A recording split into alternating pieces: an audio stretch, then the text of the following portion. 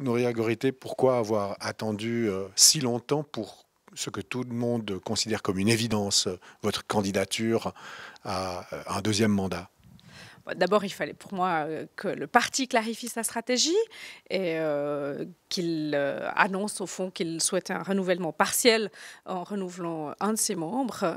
Et donc, pour moi, c'était important d'abord de partager ça avec mon parti politique. Et puis ensuite, il faut aussi se poser soi-même la question de savoir si, depuis maintenant 4 ans que je suis au Conseil d'État, l'action que j'ai pu y mener a du sens. Est-ce que j'ai pu remplir les attentes? Est-ce que j'ai pu faire avancer des dossiers qui m'étaient confiés? Et puis deuxièmement, est-ce que j'ai encore l'énergie, j'ai encore la capacité de porter les défis de demain?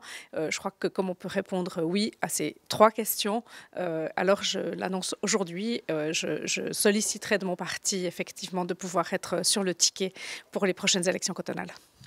Mais dans le fond, est-ce que vous êtes candidate à reprendre votre département dans lequel vous rayonnez, qui vous plaît, ou est-ce que vous êtes simplement candidate au Conseil d'État?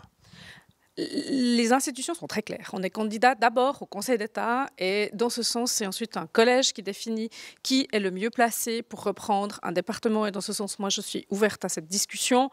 C'est aussi la marque de ce Conseil d'État que de savoir valoriser les énergies de chacun, les envies de chacun. Et ce sera une discussion, si je suis élue, qui aura lieu dans ce cadre. Maintenant, c'est sûr que ça fait 4 ans que je porte ces dossiers. J'ai des dossiers au temps long.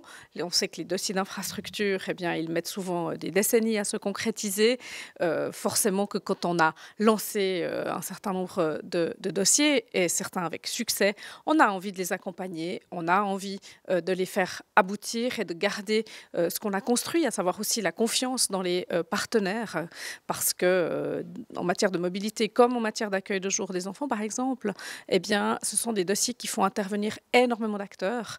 Et donc, ces relations, cette toile de confiance qui est nécessaire et qui s'est construite, eh bien, disons, ce serait important de pouvoir continuer de la faire fructifier, mais naturellement, ce sont des décisions à venir. Et alors en 3 mots, les grands défis qui attendraient cette prochaine législature dans ces dossiers?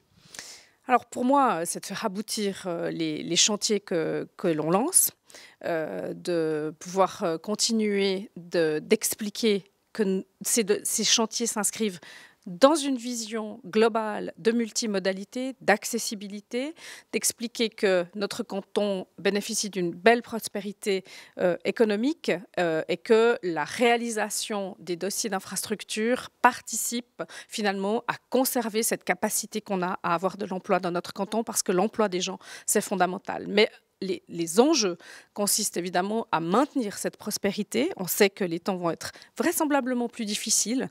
Et aujourd'hui, dans ce canton, tout le monde ne bénéficie pas de cette prospérité économique. Et un des rôles de l'État consistera justement à continuer de développer des projets pour finalement garantir que personne ne tombe dans la misère, d'accompagner les gens dans leur pouvoir d'achat, d'accompagner les gens dans le filet social qui fait aussi la force de ce canton. C'est les 2 pôles, à la fois continuer de créer de la richesse, créer de l'emploi, mais aussi être là pour celles et ceux qui sont momentanément exclus de cette prospérité commune.